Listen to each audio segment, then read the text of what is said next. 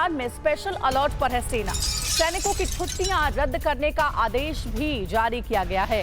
Alert पर है ईरानी aerospace missile forces. Iran में कई जगह रूसी डिफेंस सिस्टम को भी तैनात किया गया है। अगले 24 घंटे में इजरायल कर सकता है बड़ा हमला।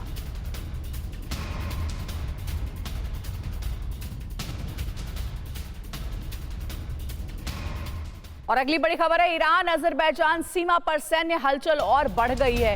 ईरान ने सीमा पर तैनात किए हैं डिफेंस सिस्टम। ईरानी परमाणु केंद्रों पर बढ़ाई गई है डिफेंस की तैनाती। पलटवार से पहले ईरान की आत्मरक्षा की तैयारी है। तो सीमा पर देखिए ईरान के डिफेंस सिस्टम को तैनात किया गया है, जिससे ये समझ में आ रहा है कि अब कोई बड़ी तैयारी है हमले की।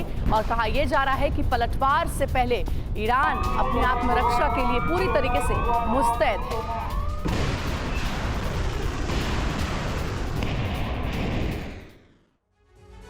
तो इजरायली सेना ने बहुत बड़े हमले का ब्लूप्रिंट तैयार कर लिया है। 19 अप्रैल की सुबह ईरान पर जो हमले हुए हैं वो एक सोची समझी रणनीति के तहत किए गए हैं।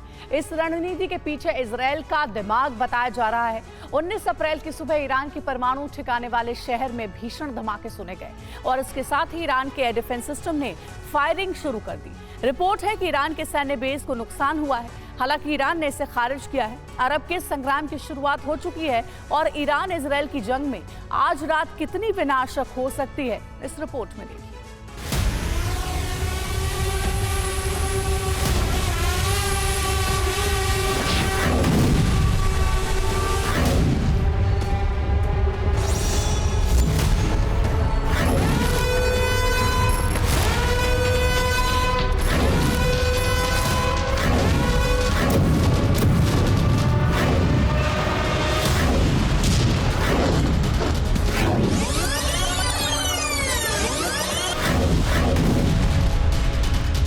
जिस खतरे की आशंका जताई जा रही थी वो सच साबित हो चुकी है।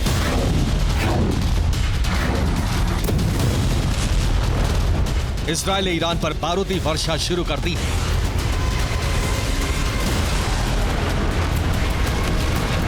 इससे अरब से विश्व युद्ध का ट्रिगर माना जा रहा है।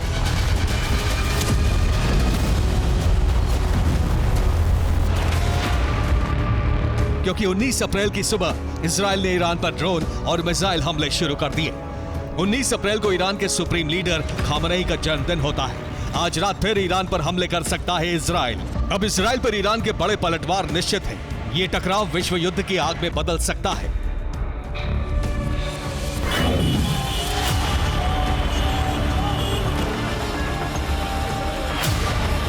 उन्नीस अप्रैल को ईरान सुप्रीम कमांडर खामनेई का जन्मदिन मनाने की तैयारी कर रहा था, लेकिन इजरायल ने 14 अप्रैल के हमलों का प्रतिशोध लेने के लिए इसी दिन को चुना।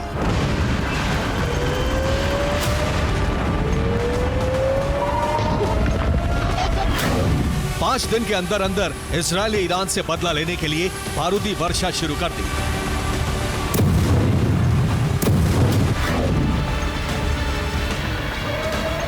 ईरान के परमाणु ठिकाने वाले शहर इस्फहान के लोगों की नींद सुबह करीब 4:45 बजे एक जोरदार धमाके के साथ टूटी।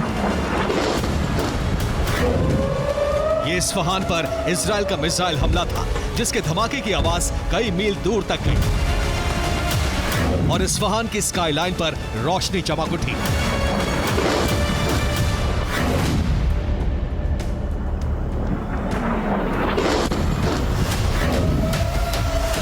इसके बाद इस्फहान में धुएं का गुबार उठने लगा।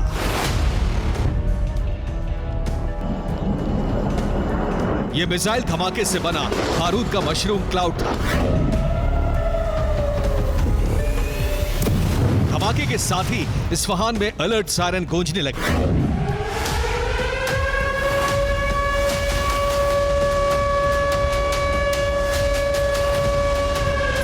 इधर सायरन गूंजे और उसी के साथ ईरान ने अपने डिफेंस सिस्टम एक्टिवेट कर दिए।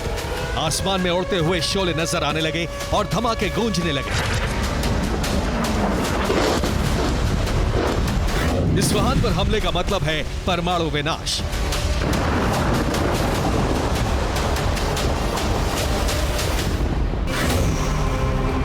इस्फहान में ईरान का परमाणु केंद्र है। यहां परमाणु बम बनाने का काम जारी है।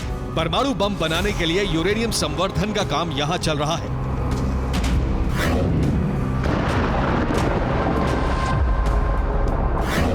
लेकिन रिपोर्ट यह है कि ईरान के इस परमाणु केंद्र पर मिसाइल नहीं गिरी। मिसाइल गिरी ईरान के इस्फहान सैन्य बेस पर।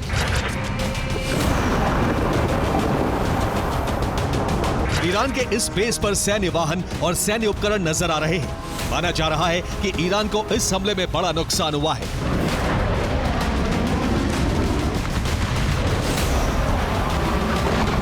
रिपोर्ट यह है कि टारगेट केवल इस्फहान को ही नहीं बनाया गया है।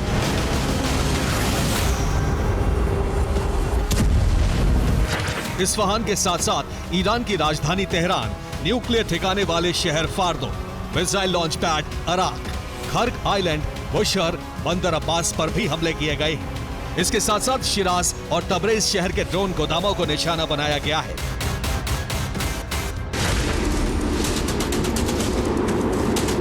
इजरायल ने ईरान पर 19 अप्रैल की सुबह हमलों की शुरुआत की और कुछ देर बाद ही ये हमले रुक गए। सवाल यह है कि हमले कहां से किए गए, तो इसके बारे में दो तरह के अनुमान हैं।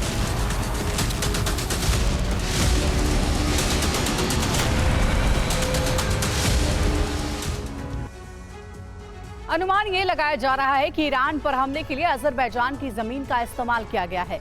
माना यह जा रहा है कि मोसाद और अजरबैजान सरकार के बीच सीक्रेट डील हुई है और इसके बाद संभावना जताई जा रही है कि इजरायल को अजरबैजान ने अपना एयर स्पेस और जमीन मुहैया कराई है। दरअसल बॉर्डर से सटे होने के कारण अजरबैजान से ईरान पर हमला करना आसान है। खराब रिश्तों के चलते अजरबैजान को ईरान पहले से अपने लिए खतरा मानता है। दूसरा अनुमान यह है कि ईरान के अंदर कुर्दिस्तान क्षेत्र से ही ड्रोन हमले किए गए हैं। कुर्दिस्तान ईरान का अशांत क्षेत्र है। यहाँ से कुर्द विद्रोही सरकार के खिलाफ जंग छेड़े रहते हैं और ये विद्रोही ईरानी फौज पर हमले करते रहते हैं। माना यह जा रहा है कि विद्रोहियों के जरिए इजरायल ने हमले कराए हैं।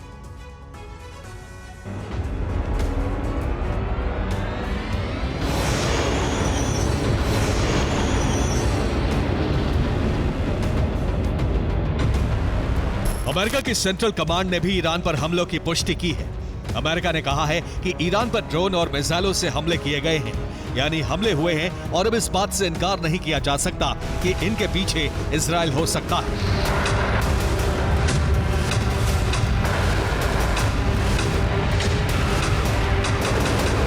ईरान पर हमले क्रूज मिसाइल से किए गए हैं। इसके साथ ही क्वाडकॉप्टर ड्रोन का इस्तेमाल किया गया है। ये छोटे कैमरा ड्रोन बम गिराने के काम आते हैं। बहुत कम ऊंचाई पर उड़ने की वजह से रडार इन्हें ट्रेस नहीं कर पाता है। लेकिन ईरान का दावा है कि सब कुछ सामान्य है। इस्फहान या किसी और जगह पर कोई नुकसान नहीं हुआ है।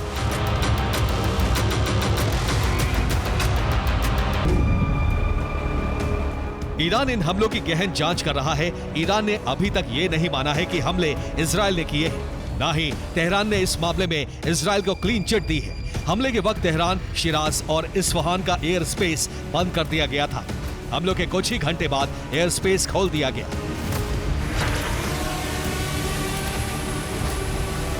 ईरान मीडिया ने हमलों के बारे में कहा है कि छोटे ड्रोन इंटरसेप्ट करने की वजह से धमाके हुए।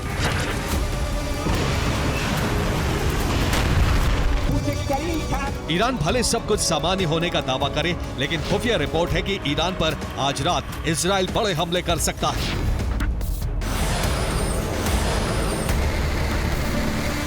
माना जा रहा है कि बड़े हमलों से पहले इजरायल ने एक छोटा ट्रेलर दिखाया है और उसके पीछे वजह भी है। सत्रह अप्रैल को इजरायली सेना प्रमुख हर्जी हवेली ने कहा था कि हमारी मिसाइल फोर्सेस प्रतिशोध के लिए तैयार है, लेकिन स्वभाव के मुताबिक इजरायल स्मार्ट तरीके से काम करेगा।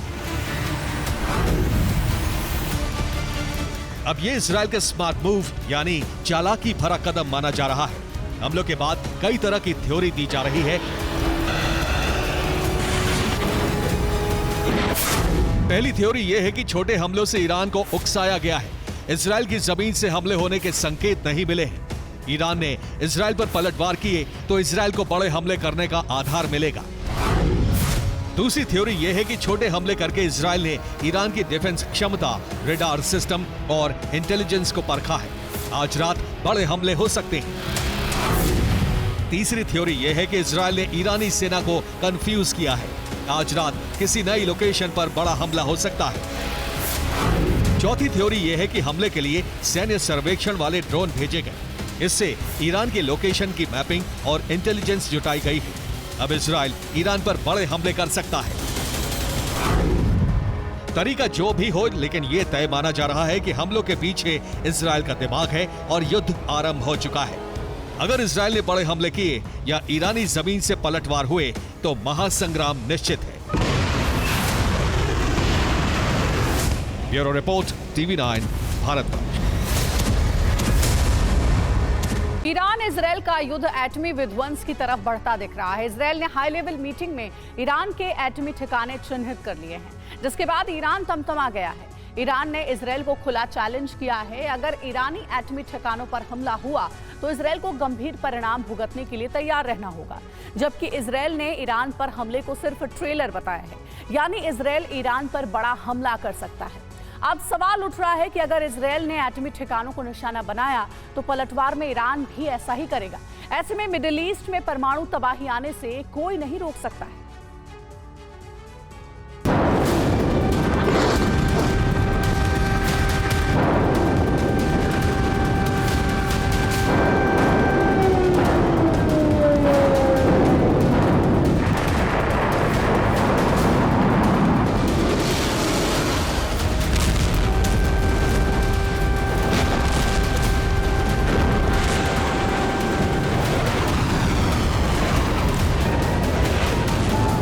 इतनी तबाही काफी नहीं, अभी ईरान की बर्बादी बाकी है।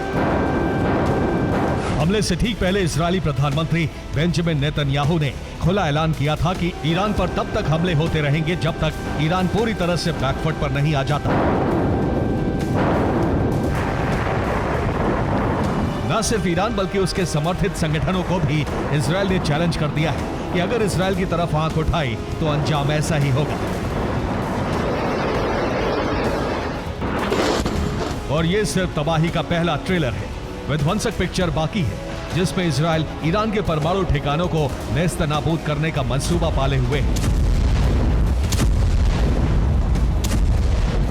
इजरायल की खुफिया एजेंसी मोसाद का इनपुट है कि ईरान ने 9 ठिकानों को न्यूक्लियर साइट बनाया हुआ है, जो चट्टानों की कई फीट नीचे है। ईरान अंडरग्राउंड होकर सीक्रेटली परमाणु बम बना रहा है।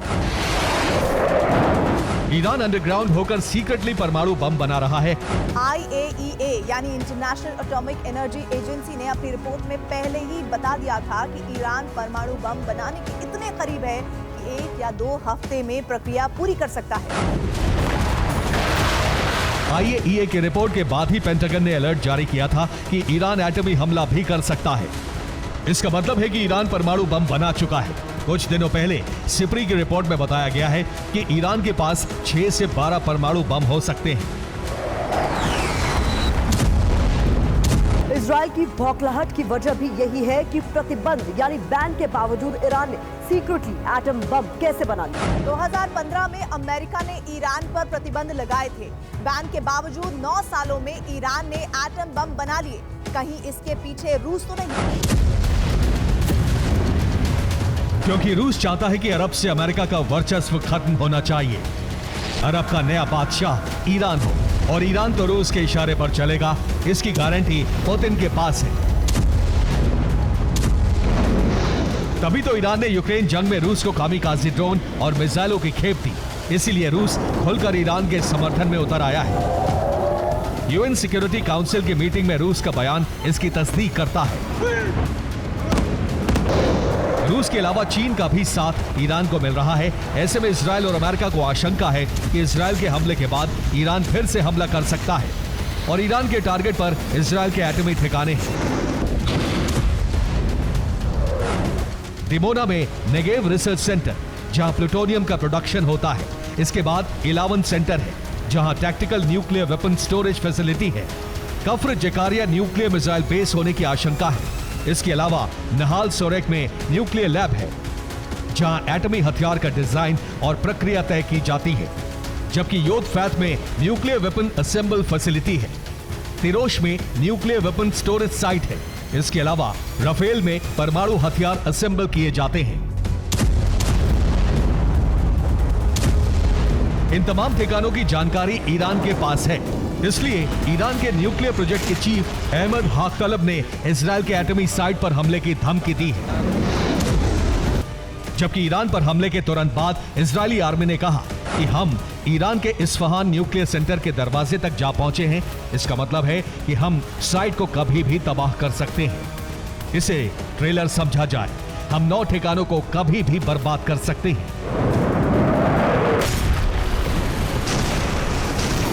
यानी इजराइल बड़े हमले के लिए तैयार है। हो सकता है मौजूदा हमला ईरान का सिक्योरिटी चेक हो, जिसमें ईरान की रक्षा प्रणाली जांच कर इजराइल आगे बड़ा अटैक करे।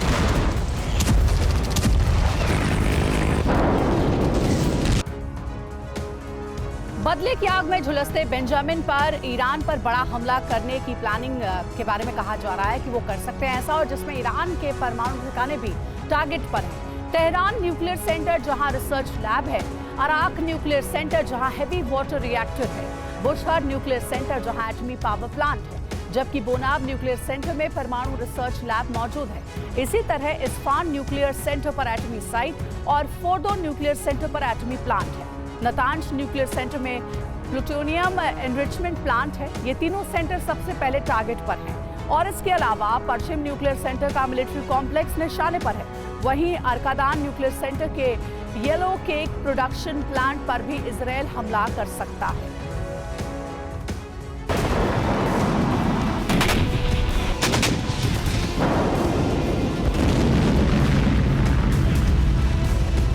यानी इजराइल के पास पूरा इनपुट है कि ईरान के परमाणु ठिकाने कहां-कहां हैं और ईरान कहां पर परमाणु बम छिपा कर रख सकता है।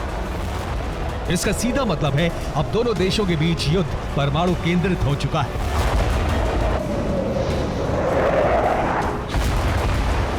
जो एक ऐसा विकल्प है जिससे पूरे अरब में तबाही मच जाएगी, जिसकी जद में यूरोपीय देश भी आ सकते हैं। अगर दोनों देशों की सैन्य क्षमता की तुलना की जाए तो इजराइल हर साल डिफेंस बजट पर करीब 2.5 लाख करोड़ खर्च करता है, जबकि ईरान करीब 82,000 करोड़ सैन्य क्षमता बढ़ाने में लगाता है। इजराइल के पास करीब 1,73,000 सक्रिय सैनिकों की फौज है, वहीं ईरान के पास करीब 6 लाख। वहीं इजराइल के पास रिजर्व सैनिक 4,65,000 है, वहीं ईरान के पास करीब 3.5 लाख। इजराइल के पास 612 फाइटर क्राफ्ट है, ईरान के पास 551। इजराइल के पास 3,501 टैंक, ईरान के पास कुल टैंक 1,613, जबकि 43,000 बख्तरबंद वाहन इजराइल के पास, वहीं ईरान के पास 65,000, जबकि 67 वॉरशिप से इजराइल युद्ध में उतर सकता है। वहीं ईरान के पास 101 युद्धपोत है, इजराइल के पास 5,000 किलोमीटर की मीडियम रेंज मिसाइल है, वहीं ईरान की मिसाइल की रेंज 2,500 किलोमीटर है, जिसकी जद में इजराइल आता है। इजराइल के पास आयरन डोम डिफेंस सिस्टम की बड़ी खेप है, वहीं ईरान ने हाल ही में अरमान एयर डिफेंस सिस्टम तैनात किया है।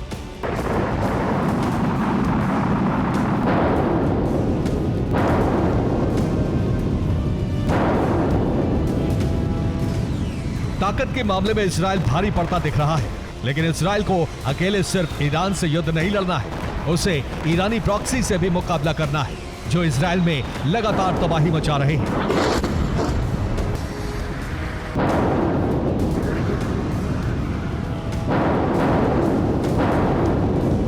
अब नया खतरा डर्टी बम का भी पैदा हो गया है। ईरानी प्रॉक्सी को ईरान डर्टी बम की खेप दे सकता है, जो इजराइल में घुसकर हमला करेंगे। सोचिए, ऐसा हुआ तो कितना विध्वंस होगा। इस खतरे को देखते हुए कुछ घंटे पहले तेल अवीव के किरिया मिलिट्री हेडक्वार्टर में इजराइल के मिलिट्री कमांडर ने इमरजेंसी मीटिंग की, क्योंकि इसका अलर्ट मोसाद ने दिया था। यानी इजराइल ईरान का युद्ध डर्टी फेज में जा पहुंचा है, जहां विनाश के अलावा कुछ भी नहीं। Bureau report, TV9 Bharat. अरब में बड़ी जंग भड़कने की आशंका और तेज हो गई है। एयर इंडिया की तेल अवीव की जो फ्लाइट है वो रद्द करनी पड़ी है। 30 अप्रैल तक एयर इंडिया की जो फ्लाइट्स हैं, उड़ानें हैं, वो रद्द रहेगी और ईरान कर सकता है इजराइल पर पलटवार। सुबह ईरान के शहरों पर हुए थे ड्रोन से हमले, तो एहतियातन ये कदम उठाया गया है और इस कदम के साथ ही ये भी अनुमान लगाया जा रहा है कि हो ना हो कोई बड़ी प्लानिंग जरूर चल रही है हमले की।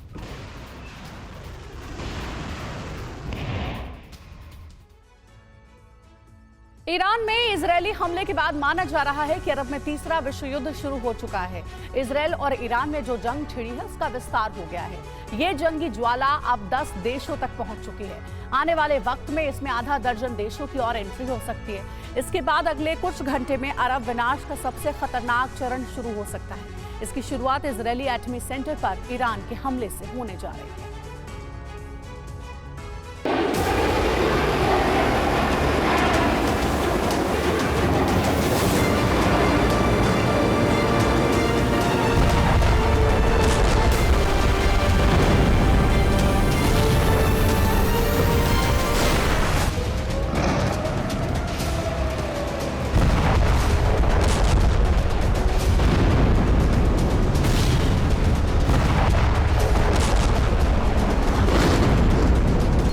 तारीख 19 अप्रैल 2024।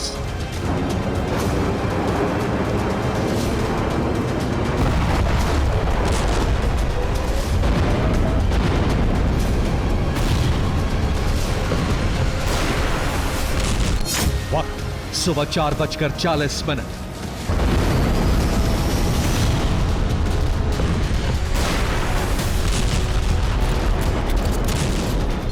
ईरान पर इजरायल का मिसाइल आघात।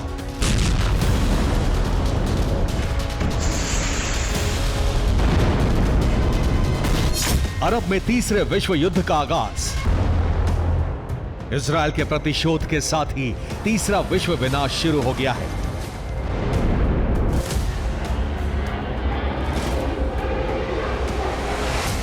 ईरानी धरती पर विस्फोट के साथ ही अरब विनाश का चरण शुरू हो गया है।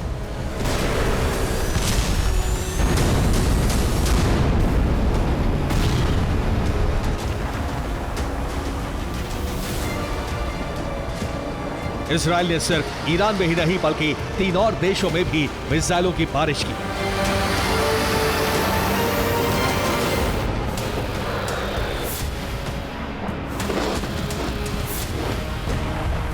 आईडीएफ ने जिस वक्त ईरान में हमले किए उसी वक्त सीरिया, इराक और यमन में भी तबाही मचाई। सीरिया में इजरायल ने एयर डिफेंस सिस्टम और रडार स्टेशन पर मिसाइल स्ट्राइक की। सीरिया के आग्रा और अल थाला एयरपोर्ट को भी टारगेट किया गया, जबकि करफा में रडार स्टेशन को तबाह कर दिया। इराक की राजधानी बगदाद में आईडीएफ ने उस इमारत को टारगेट किया जहां ईरानी सैन्य अधिकारियों की बैठक चल रही थी। हमले में कई अफसरों के मारे जाने की रिपोर्ट है। नेतन्याहू सेना ने यमन में ईरानी प्रॉक्सी यानी हूती के ठिकानों पर बमबारी की। हूती के कई मिसाइल लॉन्च पैड तहस नहस हुए हैं।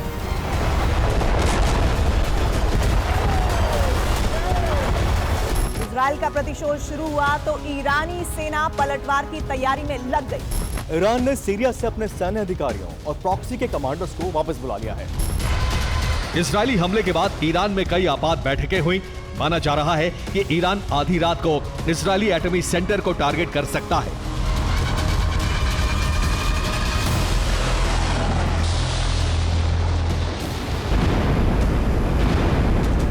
पिछले 5 दिनों में ईरान कई बार चेतावनी दे चुका है कि अगर इजरायल ने ईरान में फिर से हमला किया तो ईरान इजरायल का अस्तित्व मिटा देगा। अब चूंकि इजरायल ने हमला कर दिया है, ऐसे में अब अरब विनाश का दौर शुरू होने वाला है।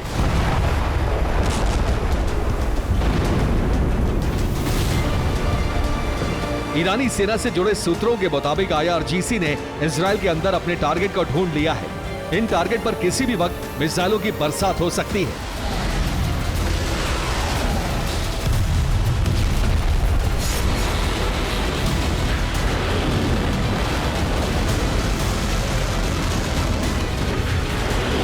ईरान की तरफ से इजरायल पर बहुत बड़ा खतरा मंडरा रहा है, लिहाजा आईडीएफ ने ईरान के हमले को नाकाम करने के लिए अब तक की सबसे बड़ी तैयारी कर ली है। इजरायली सेना सुपर अलर्ट मोड में है। सभी संवेदनशील और अहम जगहों पर एयर डिफेंस को एक्टिवेट कर दिया गया है। दर्जनों फाइटर जेट को हमले के लिए हाई अलर्ट पर रखा गया है। ईरान जहां जहां हमले कर सकता है वहां के लोगों को बंकर में भेज दिया गया है।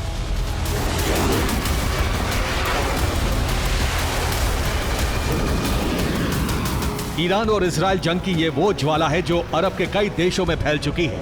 इसकी जद में 1 दर्जन देश आ चुके हैं। महाजंग में अरब के कई देश आपस में टकराने जा रहे हैं। कई देश भस्म और खत्म होने जा रहे हैं।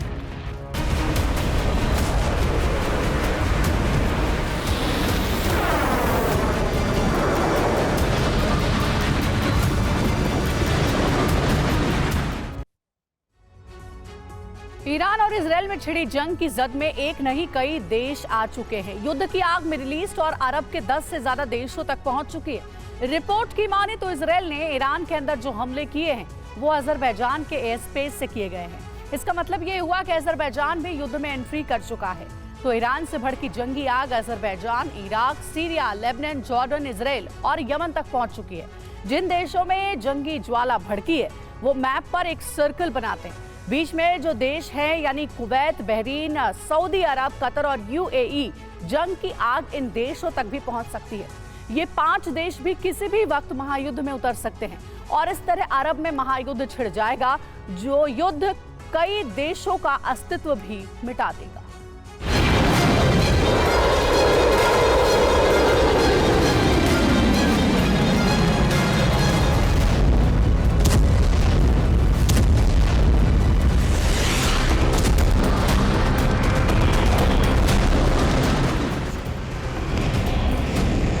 तो मिडिल ईस्ट और अरब के कई देशों में जंग की आग एक साथ भड़क उठी है। विनाश का सबसे भयावह दौर शुरू हो चुका है। ऐसे में अब यह भी समझना जरूरी है कि ईरान और इजराइल के बीच छिड़ी जंग में कौन देश किसके साथ है।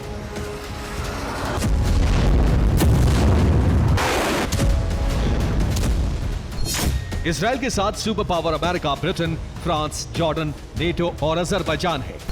तो ईरान के साथ लेबनान, सीरिया, यमन, इराक, रूस, चीन और नॉर्थ कोरिया है। सऊदी अरब, तुर्की, मिस्र, यूएई और कतर ने अपनी स्थिति स्पष्ट नहीं की है।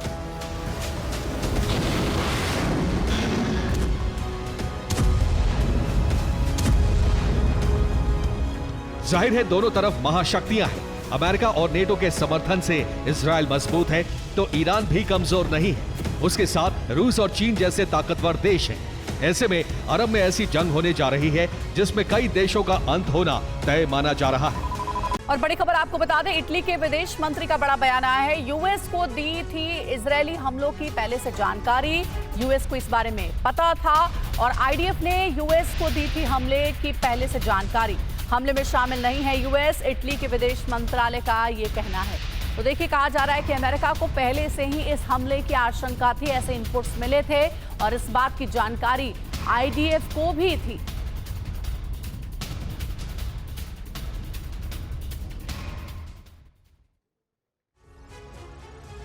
ईरान पर हमलों का सच क्या है? इजराइल के हमले अचानक रुक कैसे गए? इसके बारे में दुनिया भर के रक्षा विशेषज्ञ अनुमान लगा रहे हैं। क्या सच में इजराइल इतने छोटे हमले करके संतुष्ट होगा या फिर ये हमले डील फिक्स होने के बाद किए गए हैं? क्या ये डील अमेरिका ने इजराइल और ईरान के बीच कराई है? अरब में महासंग्राम की आशंकाओं से अमेरिका चिंतित है और वो नहीं चाहता कि ईरान इजराइल का युद्ध भड़के। अगर ऐसा हुआ तो अरब पर अमेरिका की पकड़ छूट जाएगी। तो क्या अमेरिका ने ही कोई डील फिक्स की है? कैसे हुआ ये सौदा और क्या है पूरे युद्ध का समीकरण? इस रिपोर्ट में देखिए।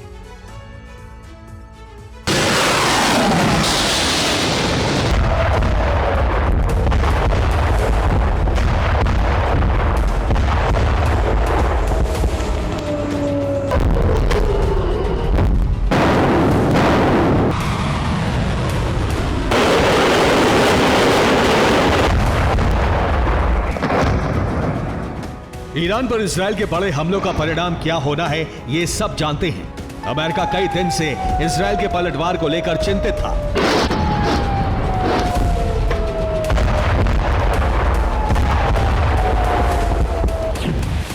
बाइडेन प्रशासन 14 अप्रैल से ही इस कोशिश में लगा था कि इजराइल ईरान पर बड़े हमले ना करे।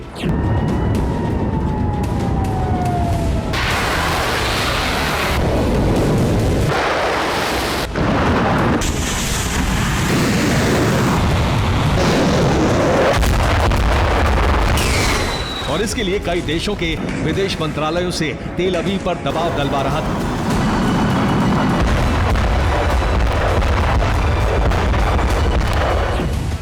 बावजूद इसके इजराइल वॉर कैबिनेट अपने रुख पर अटल थी और फाइनल फैसला हो चुका था कि ईरान पर हमला ही एकमात्र विकल्प है।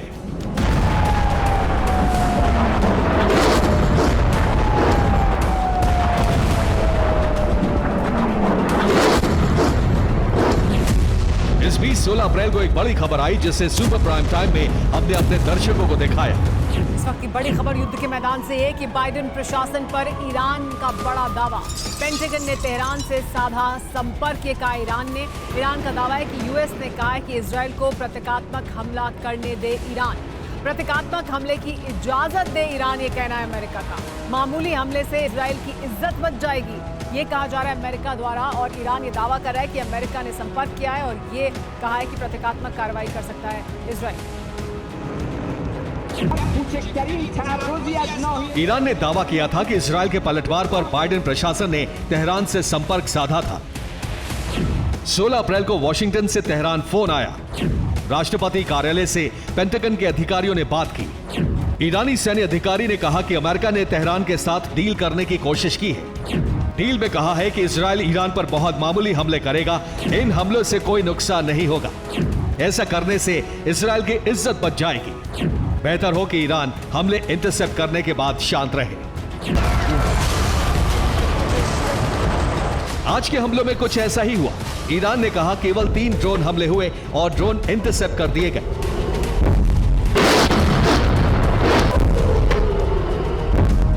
इसीलिए सवाल उठ रहा है कि क्या अमेरिका ने ईरान के साथ इजराइल का समझौता कराया और क्यों कराया?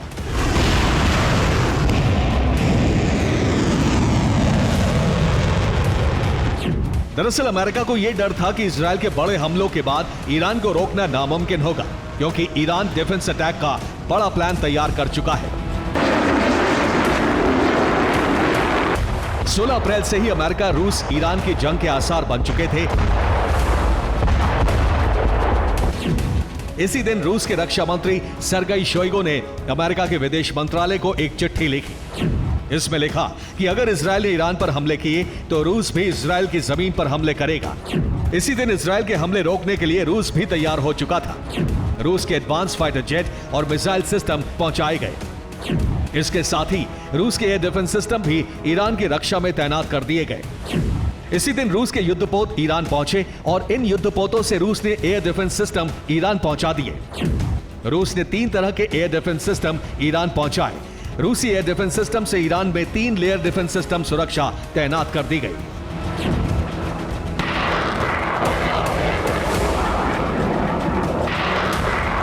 अमेरिका ये समझ चुका था कि अगर इजराइल और ईरान की जंग नहीं रोकी गई तो अरब के हालात संभालना मुश्किल हो जाएगा। इसीलिए 16 अप्रैल को ईरान से संपर्क साधा गया, क्योंकि रूस ने अरब में अमेरिका से सीधी जंग की तैयारी कर ली थी।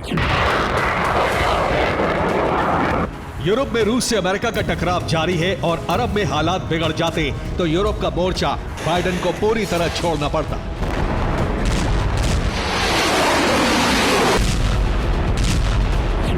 इसीलिए तेहरान को मनाने के साथ साथ तेल अवीव को उसके हितों का हवाला दिया गया। 18 अप्रैल को फिलिस्तीन को मान्यता देने और यूएन सदस्यता पर वोटिंग हुई।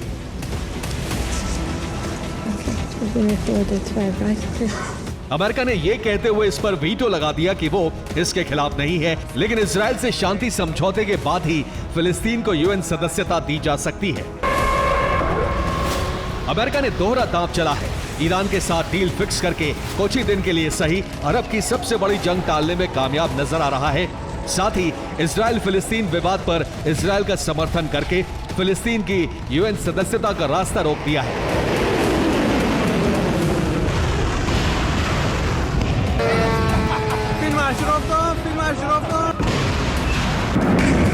अमेरिका को इस बात का अनुमान है कि ईरान के साथ इजराइल का युद्ध बहुत भयंकर साबित होगा। इजराइल जिद में ईरान पर हमले कर देता है तो परिणाम अमेरिका का नुकसान करने वाले होंगे।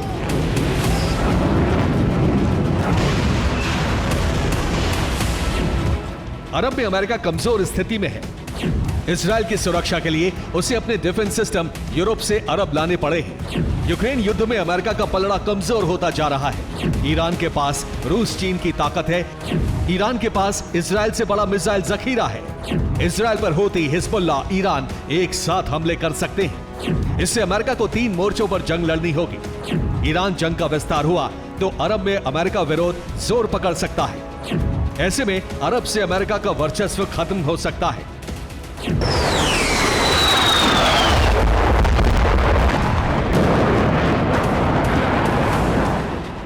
इसीलिए अमेरिका ने कूटनीति और रक्षा नीति का इस्तेमाल करके फिलहाल इजराइल ईरान की जंग को टालने की कोशिश की है। लेकिन जैसे हालात बन रहे हैं उससे ये जंग ज्यादा दिन टलती नहीं दिखाई दे रही। Bureau report, TV9, Bharatvarsh.